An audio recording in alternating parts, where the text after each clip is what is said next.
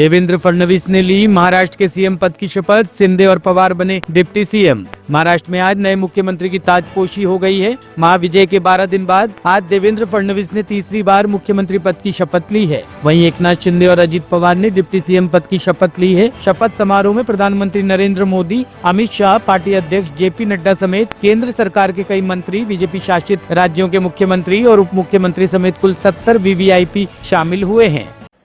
आज बहुत ही सुंदर ऐसा दिन है। आज देवेंद्र जी छठी बार एमएलए बन चुके हैं और तीसरी बार मुख्यमंत्री पद उनको मिल रहा है, उसका आनंद है।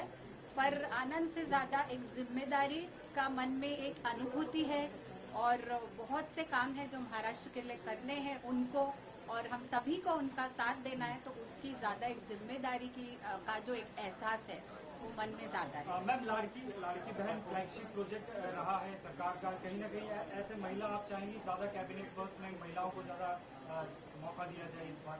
यकीनन लाड़की बहन तो बहुत ही सुंदर ऐसा एक प्रोजेक्ट रहा है जिसमें सारी बहनें बहुत प्यार से जुड़ी देवेंद्र जी के साथ, युति के साथ, और ऐसे ही जैसे आप जानते हैं विमेन्स बिल, ताकि हमारा रिप्रेजेंटेशन ज्यादा हो पार्लियामेंट में और पॉलिटिक्स में, वो ऑलरेडी पास हो चुका है और कुछ ही देर है कि ये पूरी तरह से इम्प्लीमेंट होगा।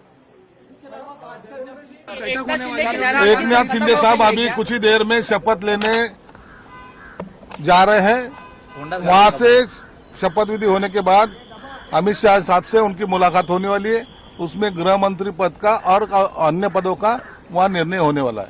Thank you sir. Jammu Kashmir में भीषण हादसा, खाई में वाहन गिरने से 4 लोगों की मौत, 13 अन्य घायल। जम्मू कश्मीर के किश्तवाड़ जिले में एक वाहन गहरी खाई में गिर गया जिसमें 4 लोगों की मौत हो गई और 13 अन्य घायल हो गए हैं। पुलिस सूत्रों ने बताया कि कल शाम वाहन टांगडूडू बांध स्थल के पास अनियंत्रित होकर गहरी खाई में गिर गई। इसमें सवार 4 लोगों की मौत हो गई और 13 अन्य घायल हो गए। पुलिस ने स्थानीय लोगों के साथ मिलकर तुरंत बचाव अभियान शुरू किया और घायलों को नजदीक अस्पताल में भर्ती कराया। फिलहाल पुलिस ने इस घटना का संज्ञान लिया है। बेटा ही निकला कातिल, मां, बहन और पिता की चाकू से की हत्या। दिल्ली के नेपसराय में 4 दिसंबर को हुए ट्रिपल मर्डर केस का खुलासा हो गया है। परिवार के 20 साल के बेटे अर्जुन ने ही पिता राजेश कुमार, मां कोमल और बहन कविता के मर्डर की साजिश रची थी। हत्या के बाद वो रोज की तरह मॉर्निंग वॉक पर चला गया। वापस आने के बाद उसने शोर मचाया और पड़ोसियों को परिवार वालों की हत्या होने की बात बताई। जिनकी उम्र 51 साल, उनकी धर्मपत्नी कोमल और उनकी सपुत्री कविता उम्र 23 साल। इनकी तेज हथियार से गर्दन पर इंजरी पाई जाती है।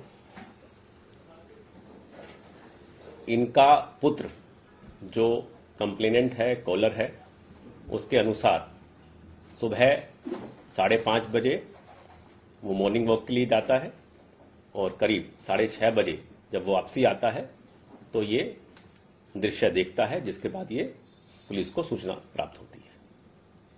बहुत ही संवेदनशील मामला था। पुलिस ने तुरंत सभी पहलुओं की गंभीरता से जांच की।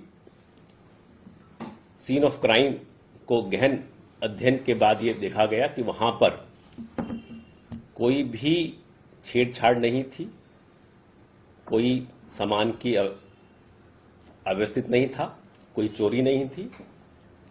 घर जैसा था वैसा ही था। डेड बॉडीज बिस्तर पे पाई गई थी और घर बड़ा ही नॉर्मल था। कोई भी फोर्स एंट्री या अनऑथोराइज एंट्री नहीं थी। इससे एक बात जो जाहिर हो रही थी कि ना मामला रॉबरी का है, बगलरी का है और ना ही कोई बाहर का व्यक्ति अंदर आया है। इसके बाद आसपास के सभी सीसीटीवी कैमरास की गहन जांच की गई कि उस दौरान कोई इस प्रकार का आने जाने का कोई सूचना आगमन मिलता है या नहीं मिलता है। इस बीच जो मेन कंप्लेनेंट है, जो उनका पुत्र अर्जुन, उनसे और बातचीत की गई, क्वेश्चनिंग की गई कि आप बताइए आपने क्या देखा, कैसे हुआ। तो धीरे धीरे उनके स्टेटमेंट में अलग अलग कंट्राडिक्शन सामने आने लगे। जैसे जैसे कंट्राडिक्शन बढ़ते रहे तो कुछ कुछ बातों का उसने खुलासा करना शुरू किया और अंत में उसने ये कन्फेस किया कि इन हत्याओं के पीछे उसी का हाथ था और उसी ने आज ये तीनों हत्याओं को अंजाम दिया था। मोटिव क्या था सर? मोटिव इसके पीछे पूछा गया कि ये पूरी इतनी दर्दनाक घटना को अंजाम देने का, उसके अनुसार उसके फादर आर्मी से रिटायर्ड अफसर थे, एक्स सर्विसमैन थे, तो उसके संबंध अपने फैमिली से और खासकर पिता से काफी खराब चल रहे थे।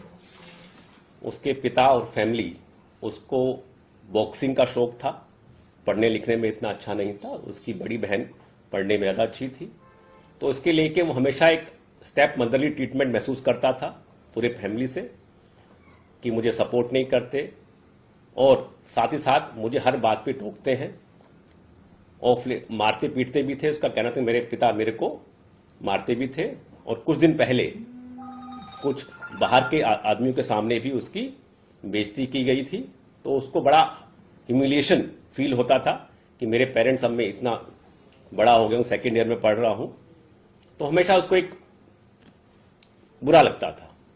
दूसरा सिबलिंग राइवलरी, उसको लगता था कि मेरी बहन को ये तवज्जो देते हैं और उसको कहीं से ये सूचना मिली कि मेरी प्रॉपर्टी जो फादर है वो प्रॉपर्टी भी अपनी बहन के नाम कर रहा है या अपनी बेटी के नाम कर रहा है, तो उससे गुस्सा और बढ़ गया।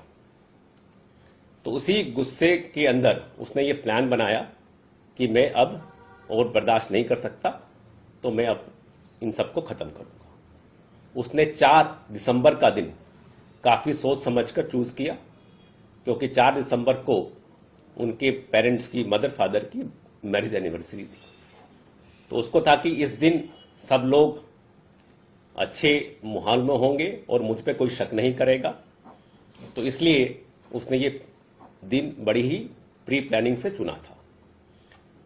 हत्या करने के लिए उसने एक, जो कि फादर आर्मी में थे तो उनके पास एक आर्मी नाइफ था जिसको उसने इस्तेमाल किया और बड़े ही तरीके से उसने एलिबाई क्रिएट की कि मैं 5:30 बजे रूटीन में वॉक पे जाता हूं, तो मैं वॉक पे जाऊंगा और वापसी में आके ये सब चीजें बताऊंगा कि जब मैं गया तो सब ठीक था, जब मैं आया तो मैंने ये देखा, क्योंकि घर वो ताला लगा के बाहर से वही गया था और उसी ने ही आके ताला खोला था। तो हमें और बहुत सारे एविडेंसेस मिले हैं जिससे बिल्कुल इरिफ्यूटेबल हमारे पास पीस ऑफ एविडेंसेस है जो प्रूव करता है कि ये हत्या उसके पुत्र अर्जुन ने की है। उसकी अपनी हाथ पर भी डिफेंसिव मार्क्स हैं जो बताता है कि चाकू चलाने के दौरान उसको भी कुछ माइनर इंजरी आई थी। सर अर्जुन जो था वो क्या था? अभी उसकी बरामदगी कर रहे हैं, बट उसने कन्फेस कर लिया है कि सर तीनों को जो मारा है वो किस तरीके से मारा, मतलब ब्यूरो रिपोर्ट टीम तफ्तीश न्यूज।